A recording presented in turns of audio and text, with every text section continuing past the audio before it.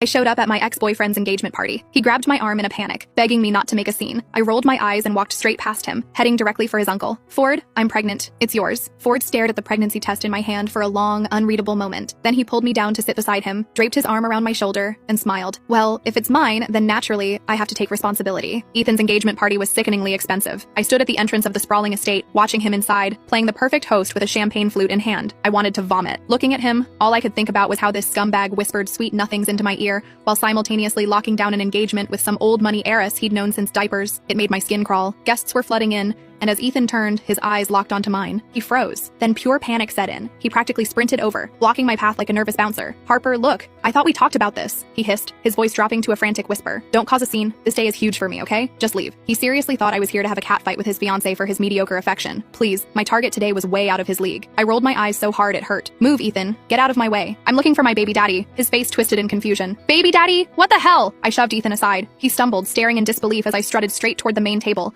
locking eyes with the most dangerous man in the room. The moment I stopped in front of Ford Sterling, the volume in the banquet hall dropped. Silence swept across the room like a cold wave. Everyone turned to look. Not at me, really, but at Ford. Ford Sterling always had this faint, polite smile. He gave off an air of elegant nobility. But get close enough, and you'd see the glacial indifference in his eyes. He was unpredictable, a shark in a tailored Italian suit. Right now, he looked up at me with that same unreadable smile, an eyebrow raised in silent question. I reached into my clutch, pulled out the pregnancy test, and slapped it into his hand. I kept my voice deadpan. "Ford, I'm pregnant. It's yours." Ford looked at the plastic stick in his hand for a long, agonizing moment. His expression gave nothing away. Then he reached out, grabbed my wrist, and pulled me down to sit beside him. He draped a heavy arm around my shoulders, looking me dead in the eye with a smirk. "Well," he announced, his voice smooth as silk, "if it's mine, then naturally, I'm going to take responsibility." After a second of weird, heavy silence, the old man sitting next to Ford, Ford's father, suddenly slapped Ford on the back and burst into laughter. Good, you son of a bitch. You finally got a girlfriend and kept her hidden from me, huh?" The tension in the room snapped, and instantly, the place erupted. After the initial shock, the ass-kissing began. I was just saying no girl in New York was good enough for Mr. Sterling.